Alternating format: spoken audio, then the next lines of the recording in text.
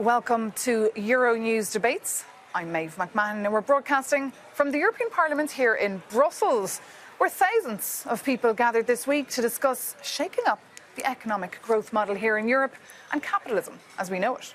Among them was the EU Commission President Ursula von der Leyen, who had a lot to say on the topic that might have even shaken the financial markets. Is this just another conference, or could we start seeing a real change in policies that put people and the planet ahead of pure profit? Euronews' Christopher Pitchers has more. Day one of the Beyond Growth Conference in Brussels, and something is in the air. It's not every day that so many people from all walks of life and across the political spectrum gather to discuss such consequential economic change. Most people attending the conference believe that GDP growth is no longer the best indicator for determining economic policy. They want a more holistic approach that incorporates, among other things, sustainability, circularity, and general well-being. It's an idea that's far away from current mainstream thinking, but not as far as you might think. The growth model centered on fossil fuels is simply obsolete.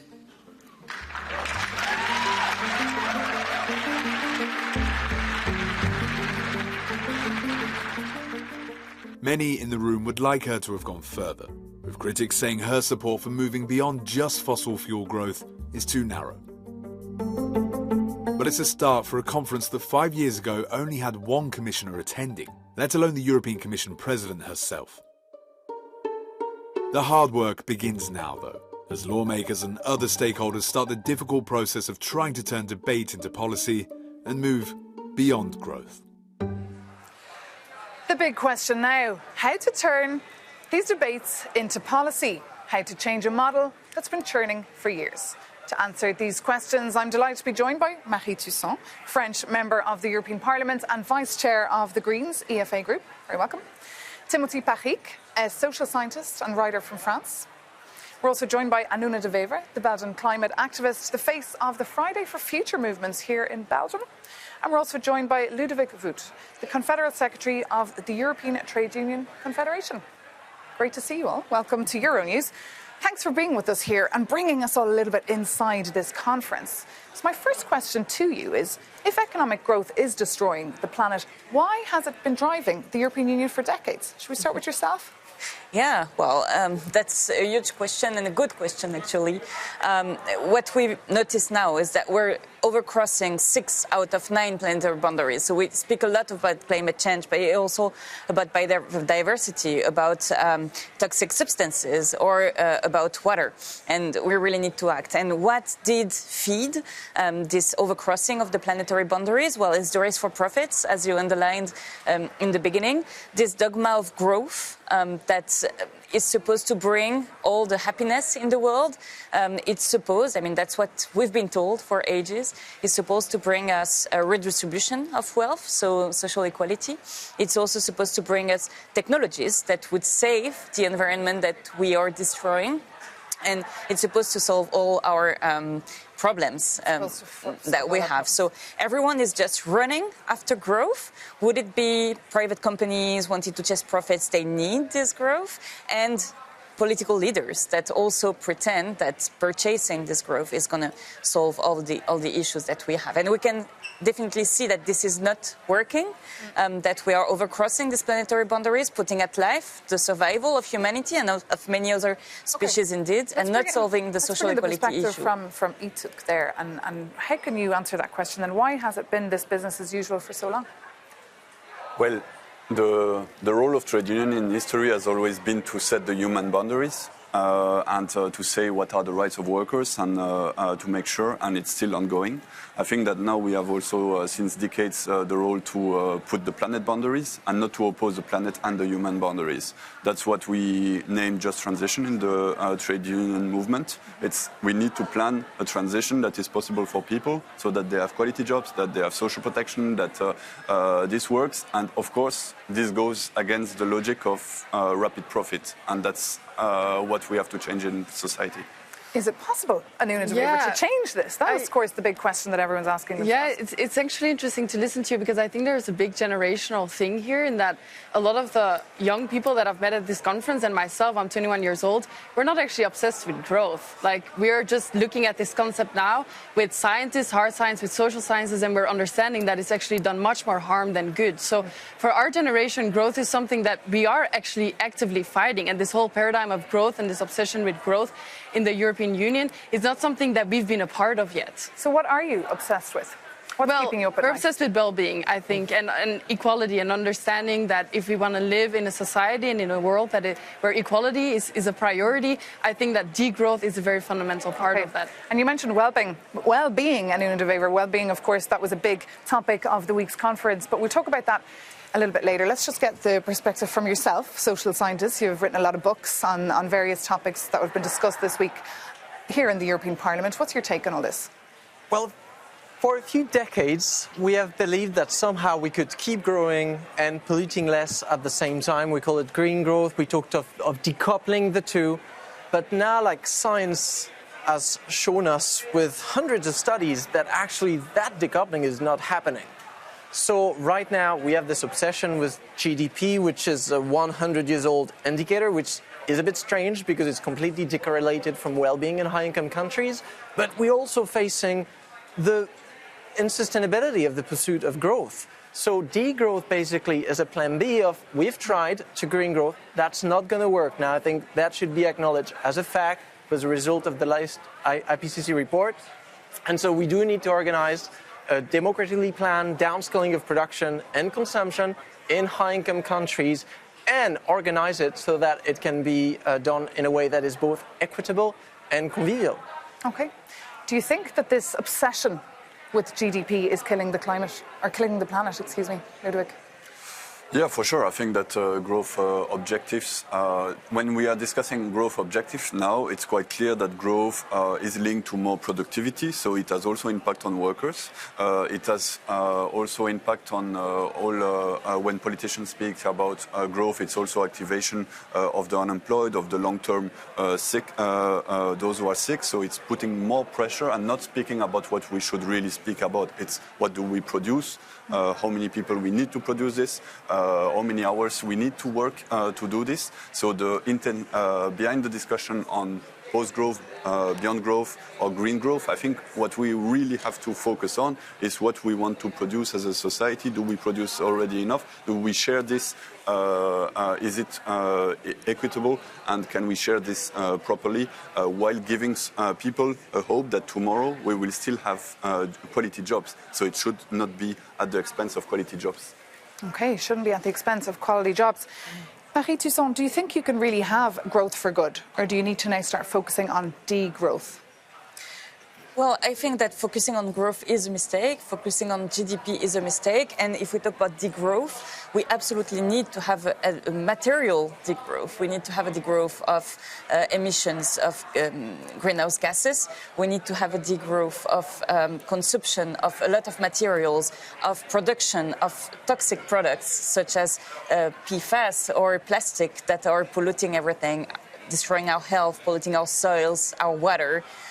So we need to go in that direction and really wonder, and that's what Ludovic Voet was saying. We need to wonder, what do we need, and how do we ensure that this is created, and the rest is okay, and we just managed to do something else with our lives, and this is working. But for this, we really need to change the focus, because the European Union now, with its policy on stability, budgetary stability, is pushing to destroy what is needed, like social infrastructures, like investments in green reorientation, green transition. And it's actually pushing also to liberalize and financialize everything so that we can ensure that still the level of the growth is growing. And this is really not the right direction. What would you say to that, Nina? Well, I think that it is about a fundamental reprioritizing what we find important in society. And I think for a long time, especially when Fridays for Future globally came on the streets, a lot of people said we need to keep ideology away from hard science and politics. But the the reality is that there is a big ideology in the growth paradigm, which is neoliberalism, and that's what we need to rethink right now. And I think not only degrowth, but also decolonization is going to be fundamental to systemically and institutionally change that. Okay, well, you're all very much on the same side of the coin, so we wanted to also bring in a couple of other perspectives, as this was not just organised by one political group, this conference this week. In fact, there was 5 political groups on board, and one of those groups was the European People's Party.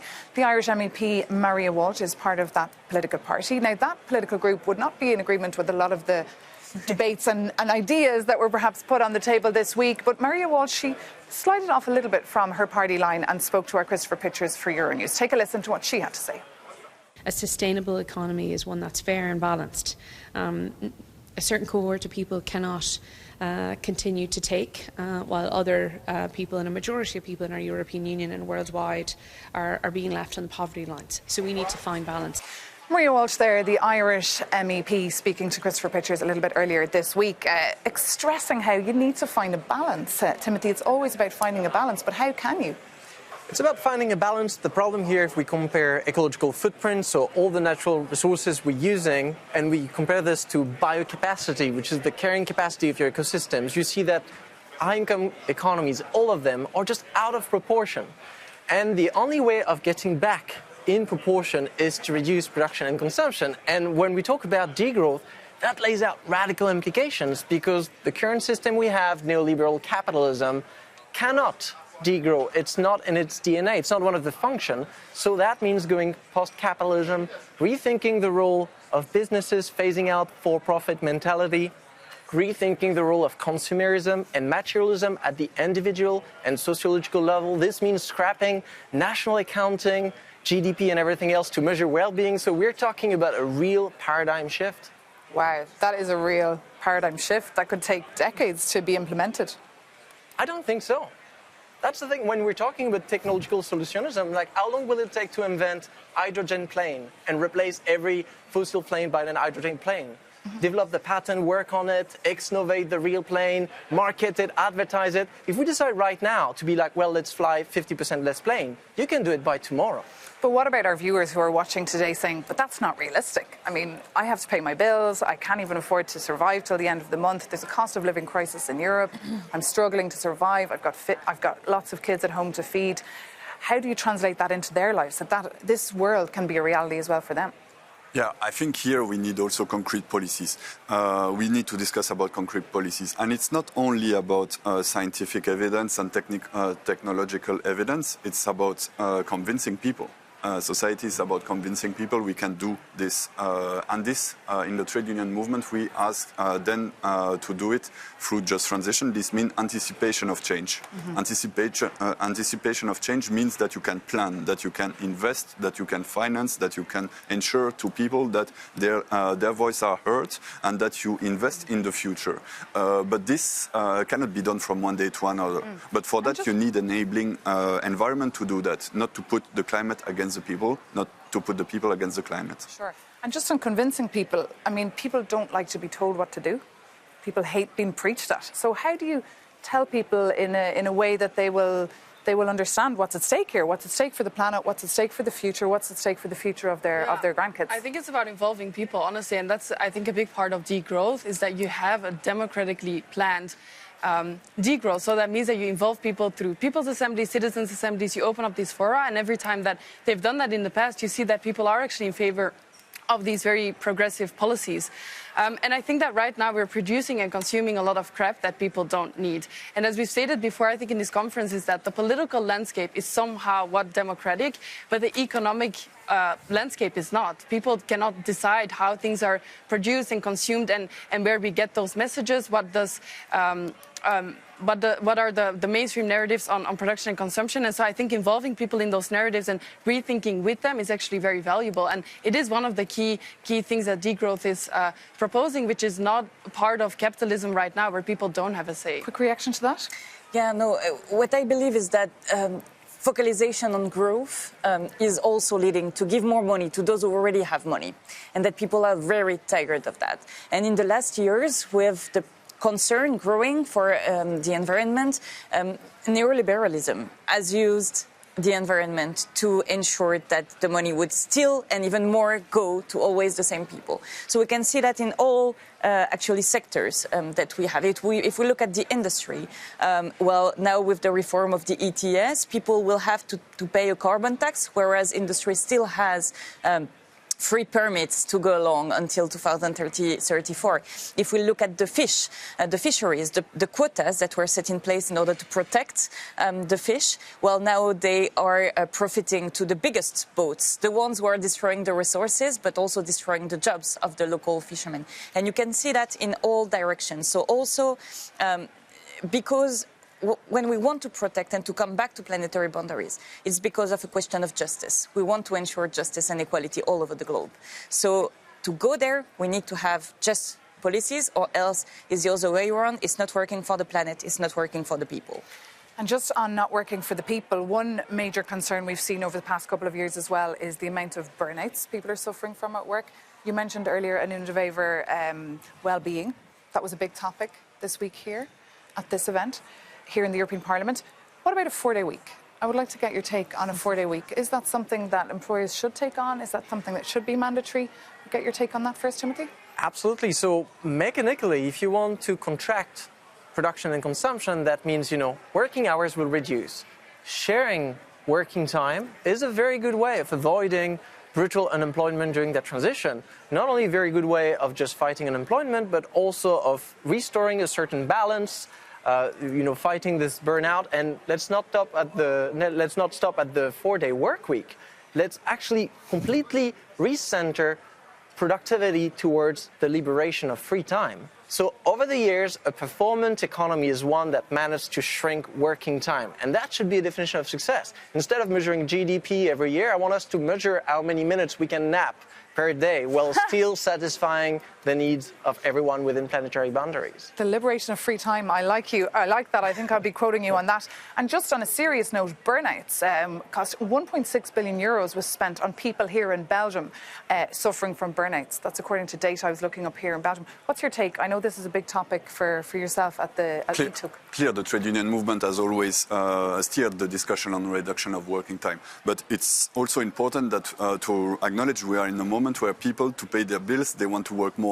If they have the possibility to work more, they take it because they have to pay their bills. So it means that to convince, we also need really to put in place policies that really show that you will not lose money by reduction of working time. You will not have to work more intensively by reduction of working time. The problem of how we discuss working time is often that it's at the expense of workers' rights.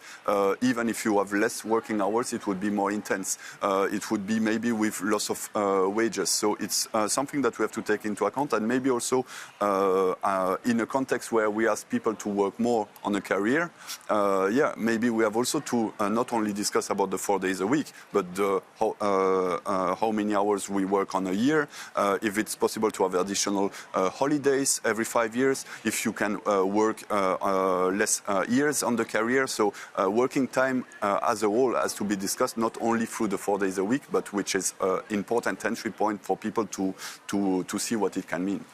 Anuna?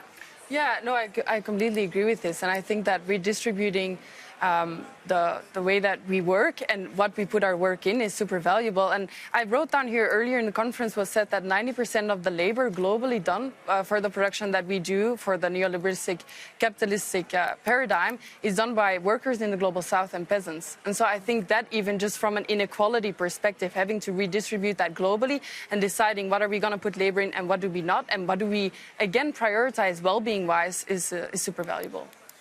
Brief. Well, maybe just to complement that, if we work 4 days a week, we also need to have the social activity structure, education, childcare and stuff that goes together with it, right? So it's indeed an interchange of society, but it's a welcome one. And you as an MEP, can you ever disconnect? I'm trying to, but it's a bit different when when it's your passion and your job to save the planet, basically. Like journalism, it's a passion. I think it's very tricky to ever disconnect if you are a journalist. But now, back to the conference. So, as I said earlier, 2,000 people were physically here in the European Parliament this week. I think 2,000 also joined online. But what happens next? What will come out of this conference, do you think, Timothy? Will anything really change? I think first we realize that discourses of green growth are just empty promises. So we have to completely rethink the European Green Deal, the Sustainable Development Goals, the Paris Agreement, and just acknowledge the scientific work that has been done, showing that green growth is not going to happen. So we cannot afford to base the survival of our species on magical thinking. So I do hope that once this conference is over, we can actually work in rewriting a feasible strategy for sustainability, taking into account this very important point, which is the fact that economic growth we've been having in Europe for the last decades is not the magical result of the imagination of inventors. It results from the mass appropriation of energy, soil, water, and labor time from the global south. And so degrowth in already rich countries is absolutely necessary to liberate natural and human resources for sustainable development in the global south. Okay. Ludovic? Yeah, so what's next? For me, it's I'm going to Berlin by train. We have our Congress next week in Berlin as ETUC, and it will be also an important moment to discuss these issues. And we have a whole chapter discussing the economy, where we say the economy has to work for the people and the planet. So we have to find a way in order to have these massive investments in people and in quality jobs, while, of course, disinvesting in fossil fuel subsidies. And this will need a change, of course, in the European Green Deal, also taking into account the social consequence of the European Green Deal. So the climate objectives, it's fine, but the social consequence of the climate objectives, they are completely overlooked.